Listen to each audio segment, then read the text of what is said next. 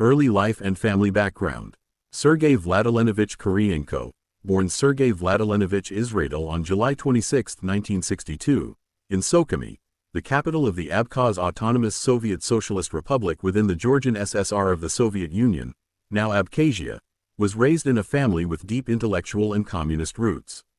His father, Vladimir Israel, was a doctor of philosophy and taught at the Nizhny Novgorod Water Transport Engineers Institute.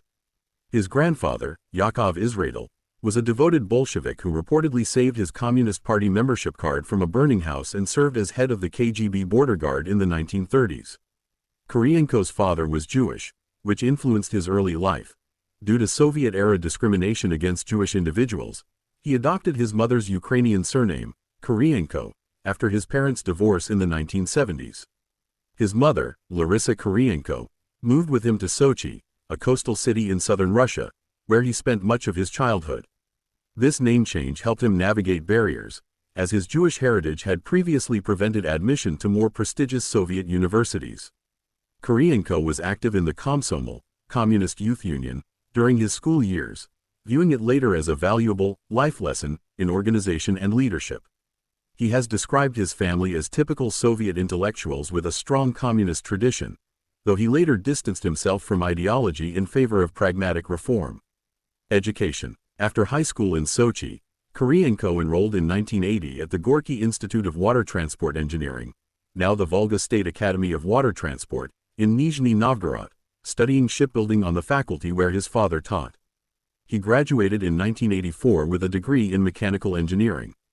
In the late Soviet period, he continued his education amid perestroika, enrolling in 1991 at the Academy of National Economy in Moscow, now the Russian Presidential Academy of National Economy and Public Administration, for a program in economics and management. There, he focused on the impacts of privatization on Russia's banking sector, completing his studies in 1993. His education blended technical engineering with emerging market economics, preparing him for the post-Soviet economic transition. Early career and business ventures, 1980s-1990s. Following graduation in 1984, Kiriyenko began his professional life at the Krasnoye Sormovo shipyard in Nizhny Novgorod, then Gorky, a major Soviet factory producing components for nuclear submarines. He started as a mechanic and quickly rose through the ranks, becoming a senior foreman by 1985 and deputy chief engineer by 1990. During this time, he joined the Communist Party of the Soviet Union, 1980-1991, aligning with the era's political requirements. The collapse of the Soviet Union in 1991 marked a turning point. Kiriyenko left the shipyard and co-founded Guarantee Bank, Garantia, in Nizhny Novgorod, one of the first commercial banks in post-Soviet Russia. Under his leadership as chairman of the board, 1993-1997, it grew into one of the region's largest and most successful financial institutions, capitalizing on the chaotic privatization wave. His business acumen caught the eye of local governor Boris Nemtsov, a reformist who appointed him head of the struggling Norsi oil company in 1996. Kiriyenko restructured it through tax incentives, labor negotiations, and supplier deals, boosting production by nearly 300% in a year. This success established him as a young reformer in Russia's emerging capitalist elite, blending Soviet discipline with Western-style entrepreneurship. Entry into politics and rise to prime minister, 1997-1998. Kiriyenko's political ascent began in 1997 when Nemtsov, now a federal deputy prime minister under Boris Yeltsin, recommended him for a cabinet role. On November 20, 1997, Yeltsin appointed him Minister of Fuel and Energy, where he tackled Russia's energy sector amid economic turmoil. His aggressive reforms impressed U.S. officials, including Strobe Talbot, but alienated conservatives. In a stunning move on March 23, 1998, Yeltsin dismissed Prime Minister Viktor Chernomyrdin and named the 35-year-old Kiriyenko as acting prime minister, the youngest in Russian history. The State Duma, dominated by communists, rejected his confirmation twice before approving it on April 23. Nicknamed Kinder Surprise for his youth and unexpected rise, Kiriyenko was part of a trio of young reformers, with Nemtsov and Anatoly Chubay, pushing radical liberalization, deregulation, and anti-corruption measures. His 127-day tenure, March 23 to August 23, 1998, was dominated by the 1998 Russian financial crisis. Facing falling oil prices, Asian contagion, and heavy debt, his government defaulted on GKOOFZ bonds, devalued the ruble by 60 to 70%, and triggered hyperinflation. Millions lost savings, banks collapsed, and industrial output plummeted. Kiriyenko took public responsibility, resigning on August 23 after Yeltsin's request. The crisis tarnished his image but highlighted his willingness to confront systemic issues. Post-premiership and political involvement, 1999–2005. After resigning, Kiriyenko entered opposition politics, co-founding the Union of Right Forces, SPS, in 1999 with Nemtsov and Irina Kakamata. As its leader, the party won 29 Duma seats in the December 1999 elections, finishing fourth and positioning itself as a liberal alternative to Putin's emerging United Russia. However, SPS's influence waned as Putin consolidated power. In May 2000, Putin appointed Kiriyenko as presidential envoy to the Volga Federal District, one of 7 new super-regions created to centralize control. From 2000 to 2005, he coordinated federal policy in a vast area including Tatarstan and Bashkortostan, earning Putin's trust through efficient administration and loyalty. This role marked his shift from reformer to Kremlin insider, distancing him from Nemtsov, who became a Putin critic and was assassinated in 2015. Leadership of Rosatom and nuclear sector, 2005–2016. In November 2005, Putin elevated Kiriyenko to head the Federal Atomic Energy Agency, Rosatom, merging fragmented nuclear entities into a state corporation. As director, 2005–2016, and chairman of Atomenergoprom, 2007–2016, he oversaw a modernization boom, expanding Russia's global nuclear exports, building reactors in Turkey, India, and China, and delivering fuel to Iran's Bushehr plant, operational in 2010.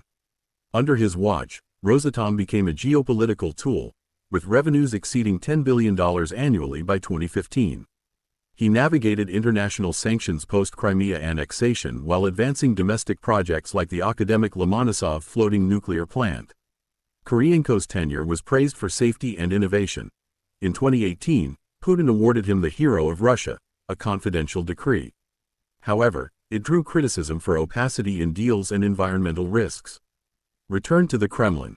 First Deputy Chief of Staff, 2016–present. On October 5, 2016, Putin appointed Kiriyenko First Deputy Chief of Staff in the presidential administration, overseeing domestic policy under Vyacheslav Volodin, later Speaker of the Duma. Often called Putin's right-hand man, or Grey Cardinal, Kiriyenko manages elections, media, and internal security. Influenced by philosopher Georgy Shchedrovitsky's methodological ideas, he views politics as programmable, emphasizing control over narratives and institutions. Since the 2022 invasion of Ukraine, his role expanded dramatically. He administers occupied territories, Donetsk, Luhansk, Kherson, Zaporizhia, earning the moniker Viceroy of the Donbass. Tasks include organizing sham referendums, September 2022, for annexation, rebuilding infrastructure in Mariupol, and integrating curricula with Russian standards. He has orchestrated crackdowns on dissent, expanded internet controls, pushing state apps over Western ones, and managed veteran reintegration. In 2024–2025, U.S. officials accused him of disinformation via 30 fake domains on platforms like X, formerly Twitter. Reports also linked him to contacts with Elon Musk amid Putin-Musk communications. In 2025, Kiriyenko's influence grew further. He visited Abkhazia, January, February, April, May, and South Ossetia, April 19, his first visit, supporting pro-Russian leaders like Bedra Gunba and Alan Gaglov, inspecting Russian-funded projects, and advancing dual citizenship protocols. On July 4, he met Gaglov in Moscow. By June, he oversaw relations with Transnistria, Armenia, and post-Soviet states, blending domestic and foreign policy. In August, he was tasked with the new Office for Strategic Partnership and Cooperation. On September 5, he presented state awards to soldiers and officials per Putin's decrees. Analysts note his ideological flexibility, from 1990s pro-Western reformer to Putin's authoritarian architect, as key to his longevity. Controversies and criticisms. Kiriyenko's career is dotted with scandals. The 1998 crisis remains a stain, blamed for economic devastation. In 2004, Novaya Gazeta accused him of embezzling $4.8 billion in IMF loans, alleging U.S. real estate purchases. A court ruled in his favor, ordering a retraction as the claims stemmed from a prank letter by the exile. His Rosatom role faced graft allegations, though unproven. Post-2022, Western sanctions target him for Ukraine occupation and disinformation. The EU and US labeled him a key enabler of Putin's war machine. Critics, including former allies like Nemtsov, decry his shift to suppressing opposition. Personal life. Kiriyenko is married to Maria Vladimirovna Kiriyenko, née Sonina, whom he met in Nizhny Novgorod. They have 3 children. A son, Vladimir, born 1983, appointed CEO of VKontakte, Russia's Facebook equivalent, in December 2021, and 2 daughters. The family maintains a low profile, with Kiriyenko emphasizing work ethic over personal publicity. He resides in Moscow and avoids discussing his Jewish heritage publicly, though it shaped his early challenges. Legacy and current status. At 63, Kiriyenko embodies Russia's post-Soviet elite, adaptable, technocratic, and loyal. From Kinder Surprise to Kremlin powerhouse, his story reflects the chaotic 1990s reforms, Putin's centralization, and geopolitical assertiveness. As of September 2025, he remains indispensable, managing war politics, occupied regions, and post-Soviet influence amid ongoing Ukraine conflict and U.S. tensions. D81D5292 FFC 59A44B 423B 69C3 D84AFD 51896